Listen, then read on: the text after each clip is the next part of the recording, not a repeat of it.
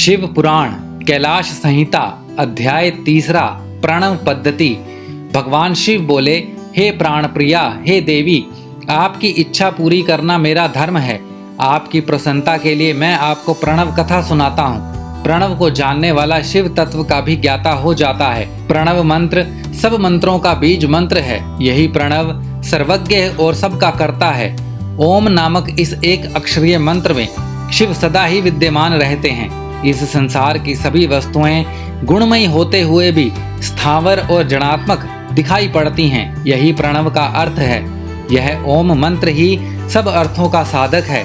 इसी आकार प्रणव से शिव अर्थात मैं सर्वप्रथम इस जगत का निर्माण करता हूँ। वही शिव ही प्राण रूप और प्रणव शिव रूप हैं। मैं ही ब्रह्म ऋषि और एकाक्षर रूप हूँ। इस संसार में प्रणव ही सबका कर्ता है। मुमुक्षु ही इस निर्विकार परमेश्वर प्रणव को जान और समझ सकते हैं। प्रणव मंत्र ही सभी मंत्रों में सर्वश्रेष्ठ है और शिवमणि माना जाता है। यही ओंकार मैं काशी में प्राण त्याग देने वालों को प्रदान करता हूँ। इसे जानने वाले को परम सिद्धि प्राप्त होती है। इस पवित्र प्रणव रूपी ओंकार मंत्र को प्राप्त करने के लिए सर्वप्रथम कला का उद्धार करें। जो पहले आकार को प्राप्त कर चुके हों उन्हें निर्वृत्त कला की प्राप्ति का विधान करना चाहिए। तत्पश्चात ओंकार में ईंधन, मकार में कालकंदा, नाद में दंड और बिंदु में ईश्वर कला का उद्धार करने का उपाय करें। ऐसे ही पंचवर्णीय प्रणव का उद्धार होता है। इन 3 मात्राओं और बिंदु नाद का जाप करने से प्राणियों को मुक्ति और मोक्ष की प्राप्ति होती है। यही मंत्र सबके हृदय में प्राण बनकर जीवन प्रदान करता है। फिर यही ओम हो जाता है।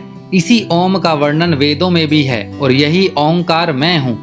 इसी के आकार के रजोगुण से ब्रह्मा, उकार से प्रकृति, सतयुग से जगत के पालन करता श्रीहरि और मकार से पुरुष तथा तमोगुण से पापियों का संहार करने वाले शिव उत्पन्न होते हैं। तत्पश्चात साक्षात महेश्वर जो बिंदु रूप हैं और नाद रूप हैं का प्राकट्य होता है। यही सब पर कृपा करने वाले हैं। इसीलिए जब भी शांत चित्त से ध्यान लगाएं उस समय नाद रूपी शिव का ही स्मरण करें।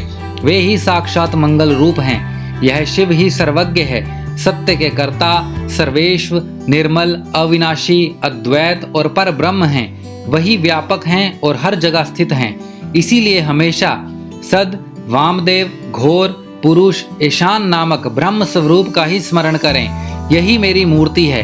यही प्रणव मंत्र की उत्पत्ति और पद्धति है। कैलाश संहिता अध्याय 3 समाप्त।